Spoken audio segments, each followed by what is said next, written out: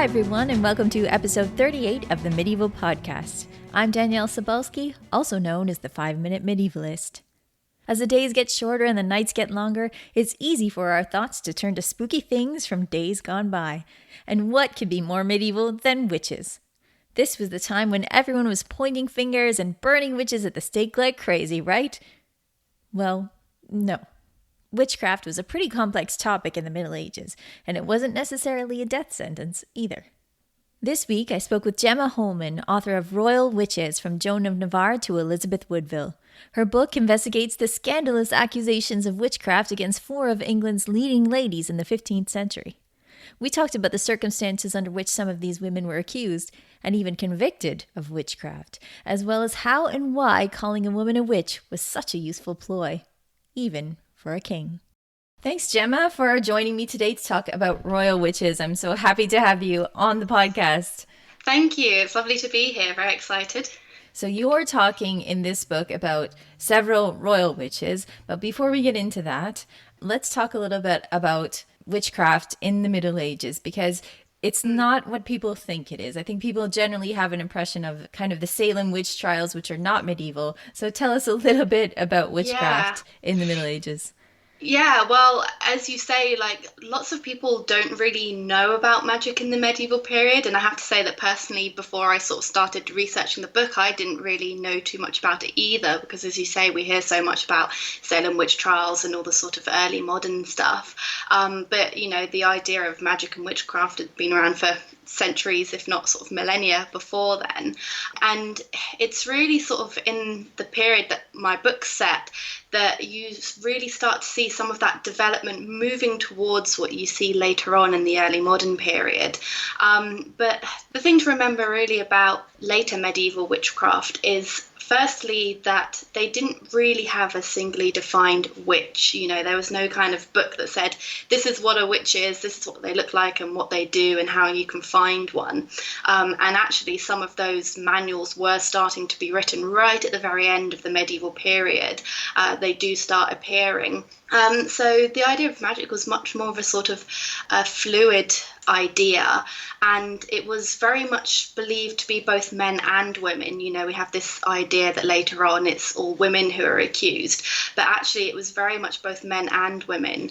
But there's definitely different strains of witchcraft that start to develop in the 15th century, and it's partly because of different gender roles of men and women, in that men were the ones who would mostly get educated, particularly to sort of university level, and because they were so educated and they had access to all of these old texts and from the ancient period really, they're the ones who start to access these more educated ideas of witchcraft and things like necromancy, which is where it's believed that people can contact the spirits of the dead or even conjure them, and they could ask them for advice, they could ask them to tell their future for them. But as I said, that's very much believed to be a thing that men can do, because you need to be very educated to do that. It's not just something that the little old lady at the end of your street could access. And that is very important in the book as well, because if it's only believed that men could access those types of magic, if you're then going to try and accuse a woman of something, you have to tailor your accusations towards that. And one of the things that really starts to come out in the 15th century is this idea that women are connected to love magic. Because as we all know, women are very irrational, they're very emotional, very easily led. And so, as we all are. And so they're more likely to be tempted by the devil, and they're more likely to fall under his spell and start using witchcraft. And because they're so emotional, they really tend to turn to love magic, because they want to seduce someone into marrying them, or they might want to punish a past lover who scorned them, or simply in a more sort of everyday context, they want to have children with their husbands. And so there's definitely this idea that it's women who turn more towards love magic and men turn towards this educated form of magic. Yeah, and something that you get at in the book, talking about men in this educated form of magic, things like astrology, which we don't think of as a science now, they're very much thought of as a science at the time. And doctors, especially mathematicians too, really paying attention to things like astrology. And that wasn't a strange thing at the time. Yeah, that was definitely something that I sort of needed to get my head straight with it because, as you say, today we have this sort of very separate spheres of religion and science and magic.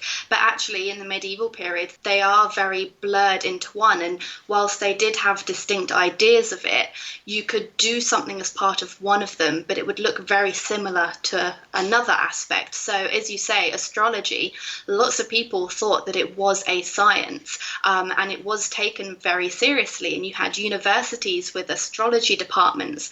And yeah, as you say, doctors were expected to know astrology because the way that you would treat a patient was expected to be different depending on the alignment of the stars and the moon. And you might be more or less successful in your treatment depending on that. And that's not to say that people sort of blindly accepted it. You know, people were still skeptical of it, like many are today.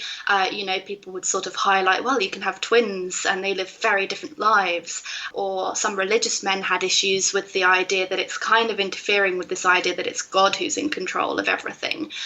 So there were still sort of criticisms of it, but yeah, very much considered a science. And even things like alchemy, which again today we consider that to be more of a magical thing. You know, you're trying to turn something into gold or into other substances.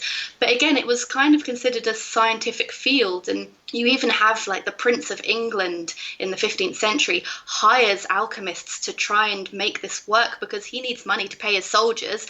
What better way than to make gold appear out of nowhere?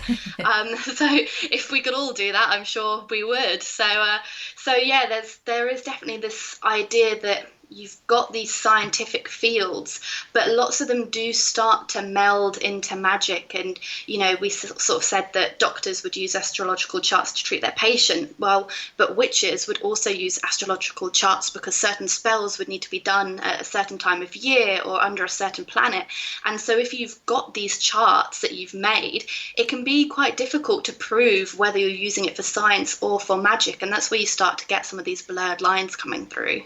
Yeah, and why it can be pretty easy to make an accusation against someone, even an important person. So your book deals with four very important women. So who are the royal witches in your book? Yeah, so they're all across the period of the 15th century, and they're part of the English royal family. So it begins with Joan of Navarre, who was born about 1370, and she marries King Henry IV of England. We then have Eleanor Cobham, who actually marries Joan of Navarre's stepson, Humphrey, the Duke of Gloucester, and so she's born around 1400, so sort of slightly later on there. There's also Jacquetta of Luxembourg, who marries Humphrey's brother, John, the Duke of Bedford, and she later goes on to marry Richard Woodville, who lots of people are very familiar with, and together they have Elizabeth Woodville, their daughter, who's the final woman in the book, and Elizabeth goes on to marry Edward IV and is quite important all during the Wars of the Roses. I think that a lot of people, and you mentioned this in the book, are familiar with Jacquetta of Luxembourg and Elizabeth Woodville because of Philippa Gregory's book. So that's something that people are pretty familiar with. But the other two, I wasn't super familiar with. So to me, those are the more interesting stories in the book because they are less familiar. So no, definitely. I have to say that sort of, I did love writing and researching about all of them, but I definitely had more of a soft spot for Joan and Eleanor because, as you say, they're so little known. And, it is amazing that you have got books like Philippa Gregory's that do sort of get those stories out there because, even when I was writing my book, people are more familiar with Jacquetta because of the TV series and the book series. But even then, she still doesn't have her own book. She still doesn't have her own biography dedicated to her. So she's still quite understudied. And that's part of what surprised me about all of this, really, is that these women were so important at their times. And, at various points in the 15th century, all of them were pretty much the most important women in the whole country.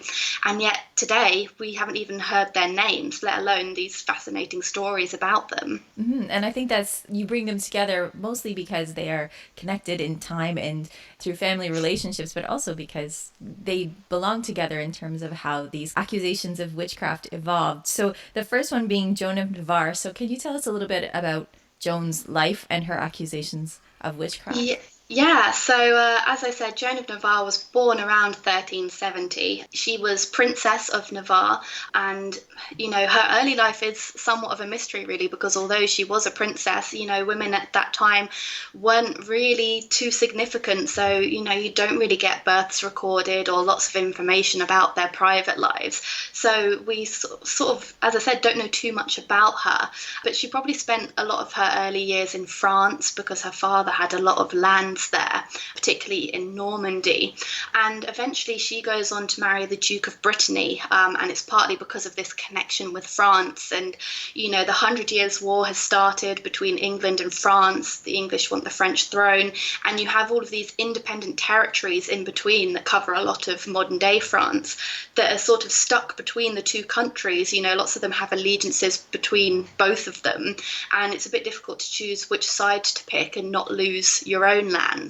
So Joan's father picks the Duke of Brittany as a nice ally because of their proximity, and he's in a similar situation. So Joan moves out there. She's only about 15 or 16 years old, but by all accounts, she becomes quite a successful duchess. She has a lot of children with her husband, around 9 in total, and is generally seen as being this really ideal leader. And, still we don't have too much information about her, but several of the stories that come out do show her acting in this perfect womanly way and interceding on behalf of the country when her husband's angry. And everyone seems to have really liked her to the extent that she is made regent after her husband dies, because their son is only about 10 years old at the time. So there was obviously a lot of trust placed in her abilities, but she sort of has eyes for another man. She's met her third cousin a few years before, who was Henry Bolingbroke at the time, but he's only just recently claimed the throne of England for himself to become Henry IV, and they clearly were quite in love with each other, and they decided that they wanted to get married, even though it wasn't necessarily very politically expedient to do so, as the two territories of Brittany and England were not very friendly with each other and quite hated. But she moves over there anyway, and they have, a very nice marriage together. But it's still very dangerous for Joan because Henry is a new king, and there's all of these rebellions and revolts going on. And, in the first 5 years of his reign, he has about 7 plots against him in his life. So it's definitely not a secure place to be. But he does lavish her in gifts and land and gold and money. She's given the largest dower of any English queen up to that point, and it makes her pretty much one of the most rich people in the whole land. She has an income of more than a tenth of the entire English crown's income, so definitely becomes a very powerful woman when she comes over to England. She's really interesting for that, in that one of the things I noticed when I read this book as well is that it's for people who are interested in witchcraft, but I think also people who are interested in romantic stories, because a lot of these seem to be, not great matches politically, but they seem to be love matches as well. Yeah, that's definitely a theme. All of the women there do marry for love, and some of them may have slight political advantages as well. But as you say, they were definitely women who knew their own mind, and it does kind of break that idea that people have of the medieval period of people only marrying for politics. They certainly broke the mold in that way. Yeah, absolutely. So Joan has come over to England. She becomes a step parent to Henry's own children, and things seem to be going pretty well. And then what happens? Yeah, so as you say, sort of the country starts to calm down a bit. They come round to Henry's rule and it all seems to be going quite well.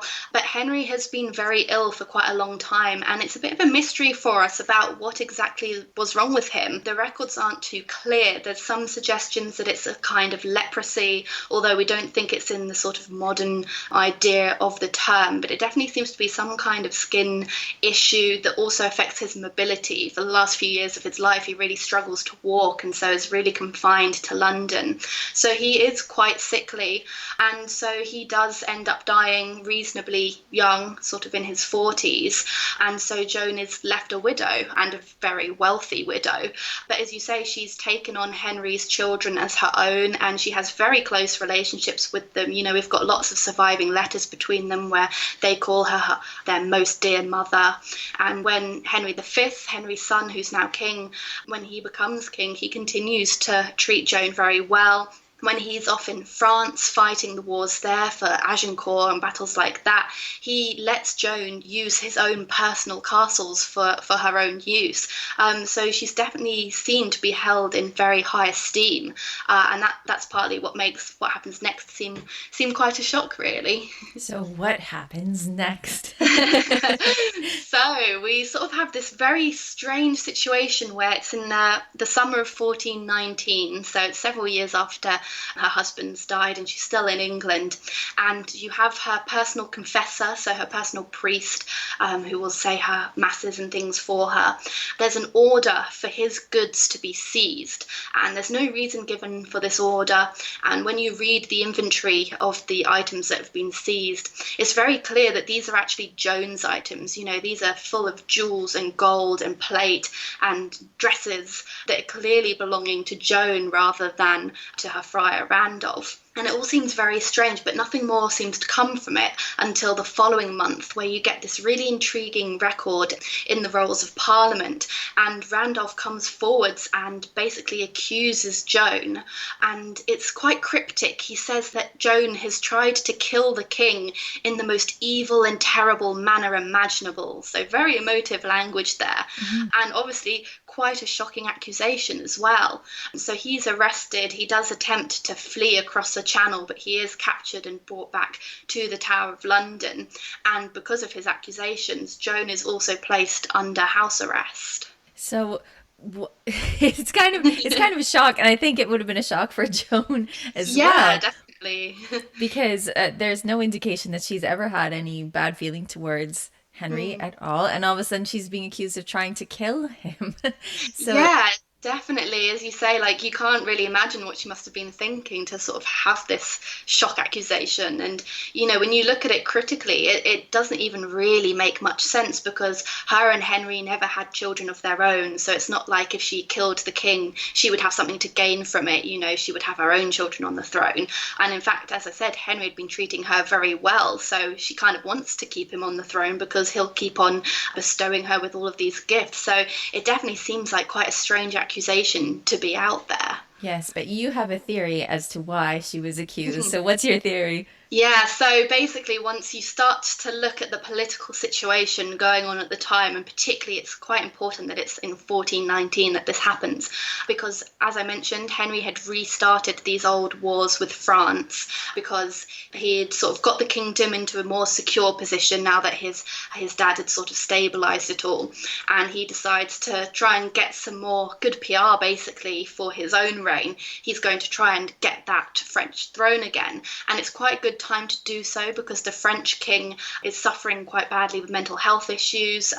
There's quite a lot going on. He often believes that he's made of glass, and so he's not really ruling. So the French court is quite fractured between these different factions who are trying to take power for themselves, and that leaves them weak. So Henry started these wars again. You have the Battle of Agincourt, this sort of shocking victory for the English, and it just keeps on going Henry's way, and he's really winning over lands. He wins over some of the independent territories to his side to support his claim to the throne, and it's all going really well. But despite all this, it's still been years of war, and during his father's reign, there was not much money in the English crown's banks anyway, and he's now had years of war. So basically the crown is completely broke, but he's so close to success. He just needs a little bit more money so he can continue to pay his soldiers and continue to win that throne for himself.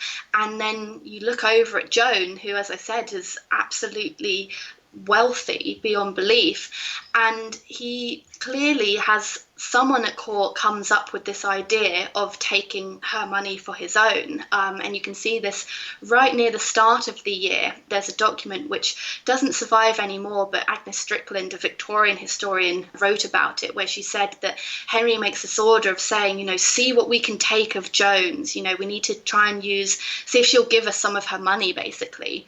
And obviously she must have said no and not been too happy with this idea, and so they come up with this idea of, well, why don't we accuse her of witchcraft? Yeah. And it's such an easy solution. When you look at it, it's from an objective point of view, it's actually a really ingenious idea because she's not really at court anymore. She's not a big political player.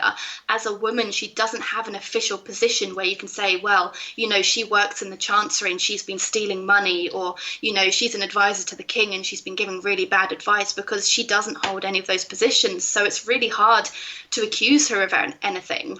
And witchcraft is such an easy solution because, by its nature, you do it in secret. There's no one around to see it. So how can you prove that you didn't do it? It's very difficult to. And because it can be linked to treason like it was, it's just a really easy thing that you can fling out there. You don't even need any proof. You don't need to try and find co-conspirators or anything, because it's something that she could have done by herself. And then you can take all of her lands for yourself. And it is a very careful balancing act in this when you take it apart, because Henry wanted to accuse her of witchcraft so he could take her money and use it, but he didn't actually want any harm to come to her. So she doesn't actually go on trial, does she? No. So as you say, they do still have this close relationship, and although she was slightly closer to some of his siblings, as I said, you can clearly see that he did care for her and want the best for her, and so he wants her money. But as you say, he doesn't necessarily want her money so bad that he wants her executed for treason. He's not that terrible. So this kind of perfect solution is found where she's just never put on trial. And so because she's been accused, they can justify locking her up and taking all of her goods. But by not putting her on trial, you have a win-win situation, because if she is put on trial and found guilty, she's now been found guilty of trying to kill the king. That's a really serious accusation. And that could go really badly for her. But at the same time, if she's found innocent, then that means that Henry has to give back all of her lands and all of her money, and he has to compensate her for all of the loss in income she's had while she's been falsely accused. So either way, it's not going to go well for one of the parties. So by just sweeping it under the rug and not trying her at all, he gets all of her money, but he also protects her to an extent. And you can really see that these accusations were kind of just flung out there, but they're never really pursued, because it's originating from the crown, which holds all of the power. They don't really need to convince anyone. As I mentioned in the accusations by her friar, he doesn't even mention witchcraft. It's this kind of vague allusion. And several of the chronicles at the time that record her imprisonment don't mention it either. They just say, oh, she tried to kill the king. And there's only one or two contemporary documents where we get this mention of she tried to do it by witchcraft, that it suddenly becomes clear. And so again, that shows that there is this level of protection around her where they're not really pushing it, saying, yes, she is a witch, and they're not spreading all this information. And one of the ways that this is most shown by is how well she is treated in imprisonment. Although they've taken her money, they still give her a very generous allowance. She has lots of servants. She's allowed to ride out. She's held in Leeds Castle, which has been home to previous queens of England, so it's certainly not a little dungeon where she's been locked away.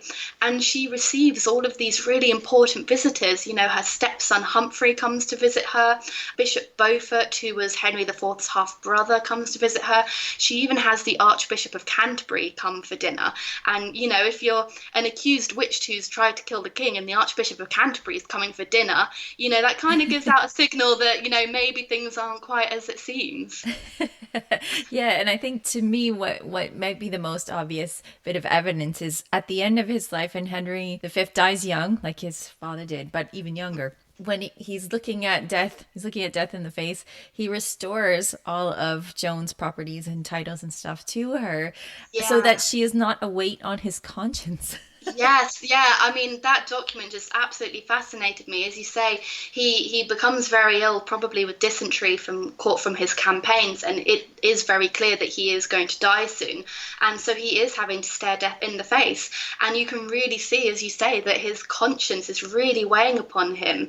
And, he talks about restoring Joan, and he treads the line very carefully. He doesn't even mention the accusations. He just says, as you know, she's been imprisoned for certain causes. Yep. And he actually says the line, lest her be a charge on our conscience. So you can really see in this document from 600 years ago wow, he is feeling really guilty that he's treated his stepmother this way just for her money. And now that he's about to die, he's going, oh gosh, I need to fix this. And yeah, so he orders that she's fully restored. He says that she can have money for horses and to make some lovely gowns, and says that she is to be allowed to go wherever she wants in the country, and she can do whatever she wants, and everyone should treat her as if nothing's ever happened. And the strength of this is shown in that that does happen. You know, she is freed, she is returned to her position. She struggles somewhat getting some of her lands back, but that's mostly because he's given so much of it away. It's very difficult to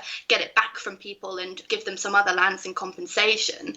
But she does. There's no other evidence that she ever suffers from these accusations against her, and she seems to have gotten on quite well with Henry's son, Henry VI, although he's a child for most of the rest of her life. When she does die, Henry VI makes sure that she is given a funeral with full honours, you know, deserving to a queen. She's buried in Canterbury Cathedral next to Henry IV, and so you can really see that she has been restored to this position, and she has managed to recover and overcome what's happened to her. Yeah, it's a really amazing story, especially when you have this idea of the Middle Ages where if you're accused of witchcraft, that's it for you. You're burned, you're dead. Yes, yeah. And so it's kind of an amazing story. And I do want to get to Eleanor. So when Henry VI is in his minority, he's being taken care of by his uncles. One of these uncles is Humphrey of Gloucester, and Humphrey marries the next witch in the book, who is Eleanor Cobham. So what's Eleanor's story? Yeah, so as you said, Humphrey is actually Joan's stepson. So he's the son of Henry IV, and he's the youngest of all the brothers, and so he's had quite a different upbringing. Whereas Henry V was busy whilst he was a prince fighting for his father and leading armies in Wales, Humphrey is kind of the pampered youngest son, and he gets to go to Oxford University and he gets to study and become quite a scholar and interested in the arts. So they're quite different characters there. But you have this woman, Eleanor Cobham. She's born around 1400, and she's the daughter of a knight. Some of her ancestors have been very important figures. So some of them have been Knights of the Garter. One of her ancestors had a relationship with a previous Queen of England, Isabella of France. So she does have some very important ancestors, but by the time she's born, her family's kind of slipped down the rungs a little bit. So she would have had a very comfortable upbringing, but she certainly was nowhere close to the top of society. But she does find her way to court when she's in her early 20s, and she finds her way into Humphrey's household. And at the time, he's just married this woman called Jacqueline of Hainault. So she is Countess of Hainault, Holland and Zealand in her own right. But she's previously been married to this man, John of Brabant, and he's a bit of a character, really. He's not someone you want to be married to. He has all of these debts and basically loans out her kingdom to her uncle and says, you can rule it if you give me money to pay off my debts. And as you can understand, Jacqueline is furious at this because she thinks that she should be ruling it, let alone her husband, let alone her uncle. And so she basically flees to England, announces that she's going to get an annulment from her husband, and she does find refuge in the English court. Henry V is still alive at this point, and he thinks it's great to get some more allies on board, so he welcomes her in. And after Henry dies, Jacqueline gets this very precarious annulment. So it's at the time where you've got the papal schism, so you've got two different people at the same time claiming that they are the real pope, and she gets an annulment from one of them. But the important thing is the people in her kingdom and the people in England, they believe that the other pope is the correct pope. So in many people's eyes, this annulment isn't quite legal, but she claims that it is, and she takes this opportunity to marry Humphrey because he is now Prince of England, one of the heirs to the throne, and he thinks, right, this is a great opportunity for me to get some land and titles for myself, because he never expects to become king, so he wants to get power from another way. So Eleanor joins his household at this time, and there's so much activity going on, and the couple go off to the continent to try and reclaim Jacqueline's lands, but it's a huge disaster because at this time her ex-husband John has gotten the good books of the Duke of Burgundy, and he is a crucial English ally in helping with these wars in France. And the Duke of Burgundy decides that these lands look very tempting for himself and he wants them. So they really come at loggerheads over this land, but Humphrey is told by his brother and by the court of England that he has to back down because they can't risk upsetting the Duke of Burgundy. So he comes back home and abandons Jacqueline, and she gets captured and really struggles for the rest of her life to reclaim what's hers. And once Humphrey has returned to England, basically the popes sort of speak up and make a decision and go, okay, that original annulment that Jacqueline got, it was never legal. They got it from the wrong pope. And so that marriage was always in force. And so therefore that means that Jacqueline and Humphrey's marriage never happened. It was illegal. But Humphrey thinks that this is a great idea because in the meantime, since he's come back in England, he's found himself a lovely mistress, Eleanor Cobham. And so he takes this opportunity to marry her. And again, as you were saying earlier, this is clearly a love marriage because he has nothing to gain from this. He doesn't get any lands, he doesn't get any titles, he doesn't get any money, and she's of quite a lower social status than him. And it's very clear that they truly love each other. You have a lovely quote from one of the future popes who says he holds outstanding love for Eleanor. So it really is this love match. And now Eleanor is a princess of England, and so she's really had this fairy tale rise. Yes, and she gets right to the top of something that you mentioned a few times in the book, and that is the Wheel of Fortune. And we know yes. that the Wheel of Fortune, it is a wheel, and it is going to turn. So Eleanor and Humphrey, they have a great marriage for quite a long time. But then Humphrey has way too many enemies at court, and that causes problems, right? Yeah, so Humphrey is very much part of this old school of thought. You know, he was brought up in the height of his brother's power and the battles of France, and seeing his brother win the right to the French crown. And he was at Agincourt. It was one of his first ever battles, and he saw that huge victory. And so he continues throughout his life to really want to push this agenda of getting Henry VI the French crown. It's one of the things that Henry V got his brothers to promise on his deathbed, that they would continue this fight for his son. And so he really wants to do this. But people at court are starting to get quite tired of it. You know, they've been fighting for decades now. They've lost thousands of men, they've lost thousands of pounds. It's far too expensive, and no one's really that fussed anymore about having the French throne, and they just want to make peace and get on living their lives and, you know, ruling with power in England. And so he really starts to come at loggerheads with people, and one of the main people he has these battles with is his uncle, Bishop Beaufort, and the two men really despise each other, you know, all through their lives. I don't know whether someone offended someone at some point, but they clearly hated each other. And so they're constantly picking at each other, and whenever one of them does something wrong, the other one dives in to sort of blow it open and try and remove them from court. And yeah, as the sort of 1440s come around, Humphrey is definitely in a bit of a difficult position. You know, the country loves him. He is the golden boy that can do no wrong. But most of the people at court are against him now, and they want to move him out of the way so that they can have Henry VI's attention for themselves, and they can get him to do what they want him to do and get power for themselves. And this is really where Eleanor comes in, because at this point, Humphrey is the only one of his brothers left. Henry is unmarried, no children. He's still reasonably young, so it wouldn't be inconceivable that he might get ill and die. And in that case, you know, Humphrey is the heir to the throne. He could be the next king. And so you can't directly attack him. He's far too powerful, and it would just be suicide, really. But his wife is weaker because she is a woman. And as we saw with Joan, it's far easier to target a woman than a man at this time, because they just didn't hold the same power. They couldn't command armies in the same way. They didn't have the same allegiances as the men did. And again, you know, because Beaufort is involved, and he was clearly very much involved in the accusations against Joan, because he was one of Henry's closest advisors. He was the man who held the keys to the purse of the English throne, really. So it probably originated from him or some of his followers, this idea of, well, it worked really well with Joan, so why don't we try it again? Why don't we accuse Eleanor of witchcraft, trying to kill the king? And then if we can get rid of her, then by association, Henry won't trust her husband either.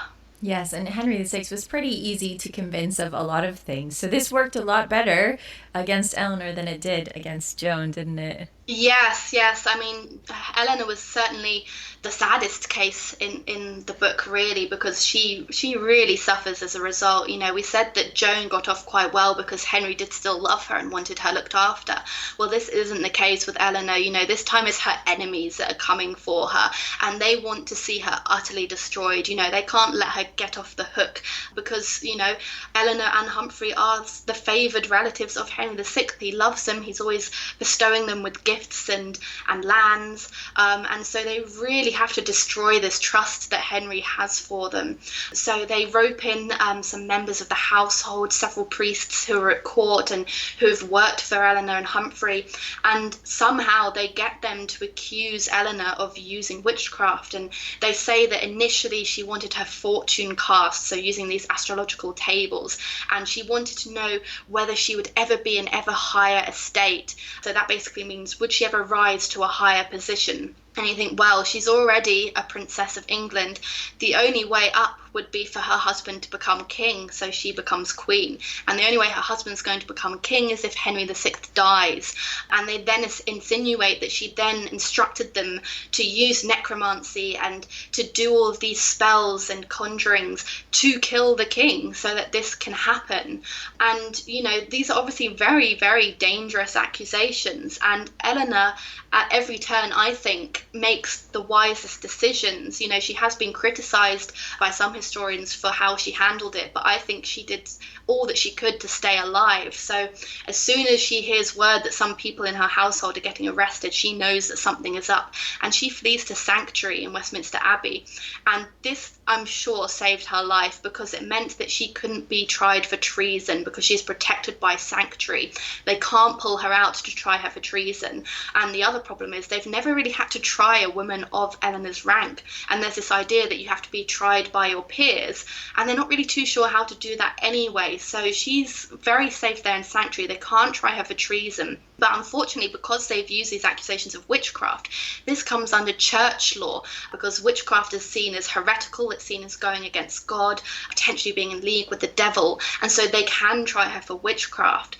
So again, they bring in her accomplices and they all make these accusations against her. They bring in sort of dolls and things and say that they've used this to try and kill the king. And again, Eleanor's very clever, and she melds these accusations to try and save her. So we mentioned earlier that women were seen as very irrational and using love magic. So she seizes upon this idea of love magic being a womanly craft. And she says, no, we weren't using those dolls to try and kill the king. I was using them to make my husband fall in love with me so that he would marry me. And then later on, I used them so that I could have children with him, because they never had any children. And so she's very much trying to move this away from an idea of evil magic and treason and over towards the sort of womanly side of love magic. So it does save her life, but sadly, you know, her enemies have come for her. It's very clear that Henry VI has been convinced that she did try to kill him, and so they have to make these accusations stick.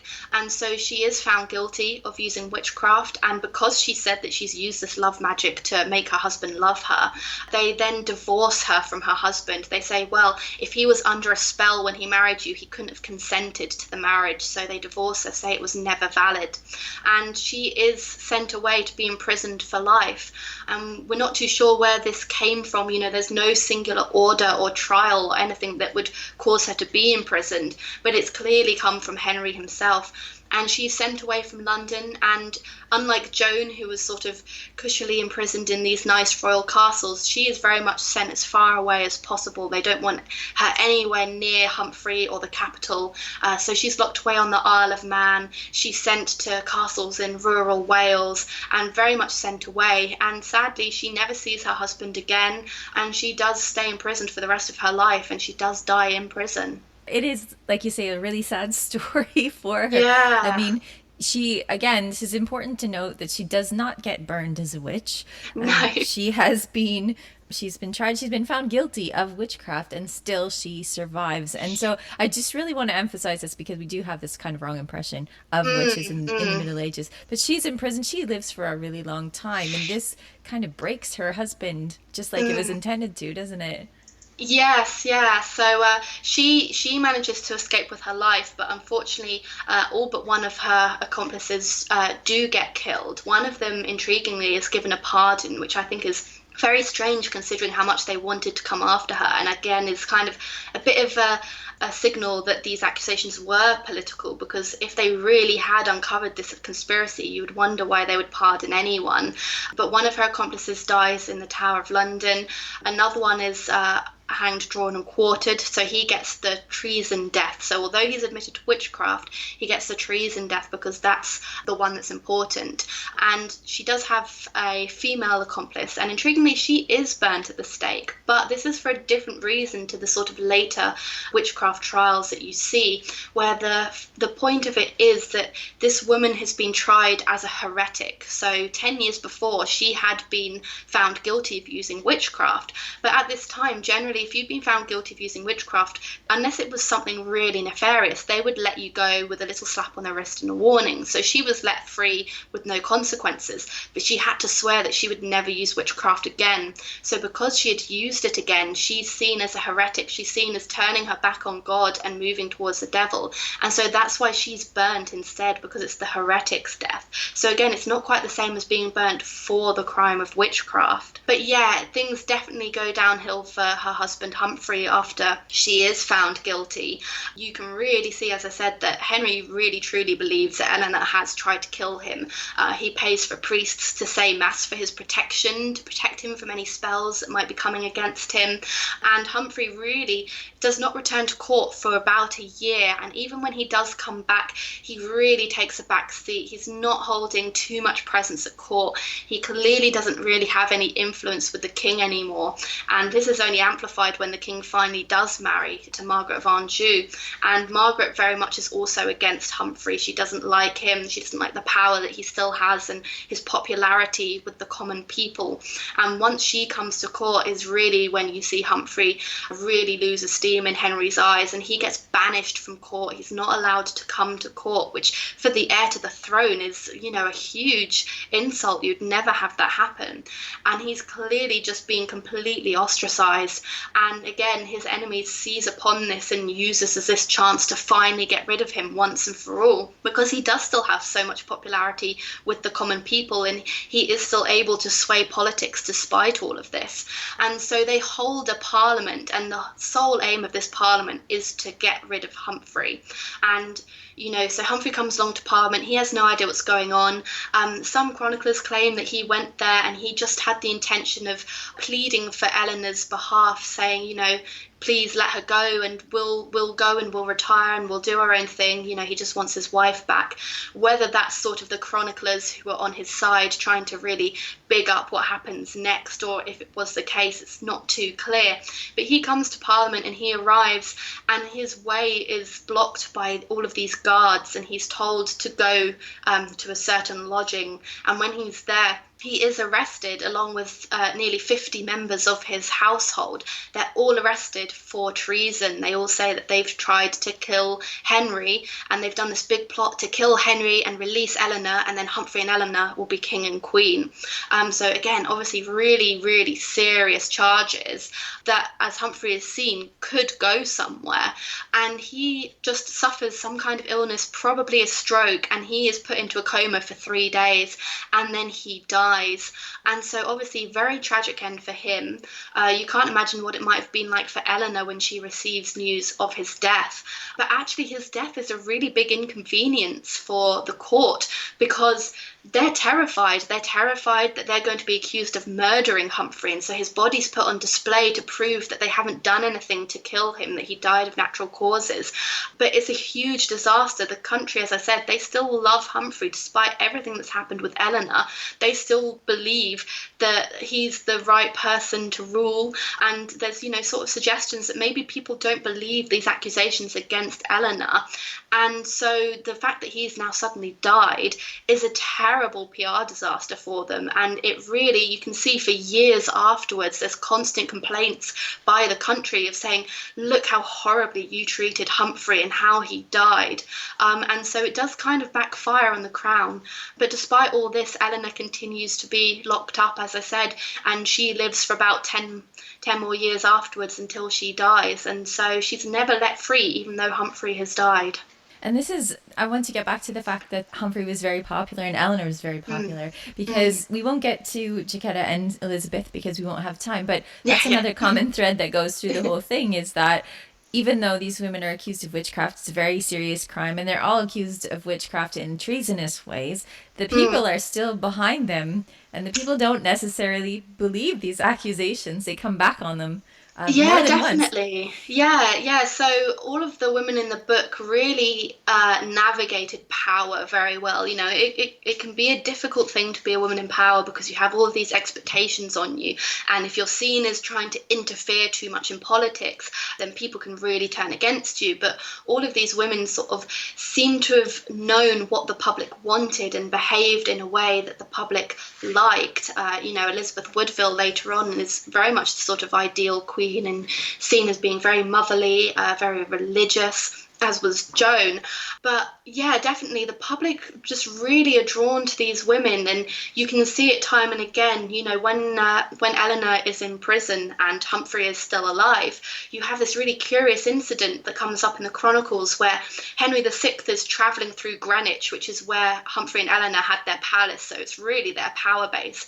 And this woman who's unnamed, but she's clearly just a sort of ordinary woman, she comes up to Henry VI and she scolds him to his face and says, "You've treated Eleanor horribly and you should get her home to her husband. That's where she should be." And of course, this is absolutely astonishing that someone is saying this to the king and telling him off. And you think, that on its own makes you realize that people must have questioned whether these accusations were real, that they would be willing to defend a woman who has been convicted for using witchcraft. And that even if they might have believed that she did it, that they still didn't think that it was justified to treat her how she was being treated. And the same happens later on with Elizabeth and Jacquetta, where, the city of London is really their power base. And, when they're finding that times are difficult, the city of London are there to support them. They send letters on their behalf to support their cause. Elizabeth spends a lot of time in sanctuary like Eleanor did, and she spends sort of a couple of years in sanctuary across her lifetime. And this really appeals to the masses because she's seen as being an ordinary woman who's suffering with them rather than this sort of high and mighty queen. She's just one of them, and she's going through the same things that they are, and she's just a mother who's trying to protect her children, and this really appeals to them. And so you really see that the common classes really do support them, even when those at court don't, and in some cases that can be vital to their survival. Yeah, I think that it's really interesting that you have pulled out all these incidents of the common people supporting these women. And obviously, people in the Middle Ages found them really interesting. And I think that modern people are going to find them really interesting as well. Yeah, I hope so. That was just part of really what inspired me to write it, was that, I sort of found out about these cases and just thought, wow, as you say, these are incredible women who were very powerful, very clever, did all these amazing things and had all of these horrible things happen to them in their lives. It's a very tumultuous century where you've got civil wars going on, you've got murders and rebellions and backstabbing at court. It's a very dangerous environment to be in, and they do their best to survive. And, generally, apart from Eleanor, they do come out quite well and they manage to navigate it. And they are such fascinating stories that you never really get to hear about. Yeah, and I'm so glad that you've brought them together and given us a little short biography of these royal witches. So thank you so much for coming on and telling us about them. Thank you for having me. Yeah, thank you. It's a pleasure, and good luck with the book. Thank you very much. To find out more about Gemma's work and what she's up to, you can follow her on Twitter at Gemma H. Author. That's GEMMAH Author. Royal Witches is currently available in the United Kingdom and will be out in North America in the spring. Before we go, here's Peter from medievalist.net to tell us what's on the website. What's up, Peter? Hi, Danièle.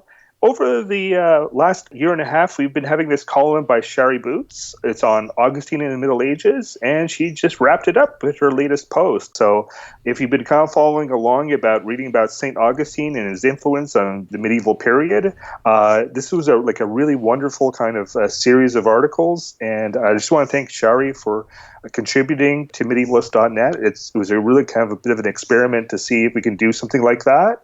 And I think she did a really great job. So just want to say thank you to Shari. Meanwhile, you can also read about stuff like beer, how it came to England, and some more news about the Bayeux Tapestry, that it was actually meant for Bayeux Cathedral. So all that and more on medievalist.net. Sounds great. Thanks, Peter. Thanks. For a couple of scarily good deals, head on over to our Patreon page where you'll find subscriptions to Medieval Warfare magazine, membership in our book club with Boydell and Brewer, and a special $3 level where you can get access to medievalist.net ad-free. No tricks, just treats. That's patreon.com/medievalists. Gemma and I are both celebrating our books having just come out in the UK, and you can find mine, Life in Medieval Europe, Fact and Fiction, alongside Gemma's on Amazon UK or via Waterstones. If you're not in the UK, you can get my book directly from Pen and Sword Press at pen-and-sword.co.uk. Thank you so much to those who have already ordered it and who've shared pictures with me on social media. Want to share your own? You can find me at 5MIN Medievalist or 5 Minute Medievalist. And don't forget to follow medievalist.net on Facebook or Twitter at Medievalists for all the best and scariest medieval goodness. Our music is Beyond the Warriors by Guy Frog. Thank you for stopping by and listening for a spell. Have yourself a scarily good day.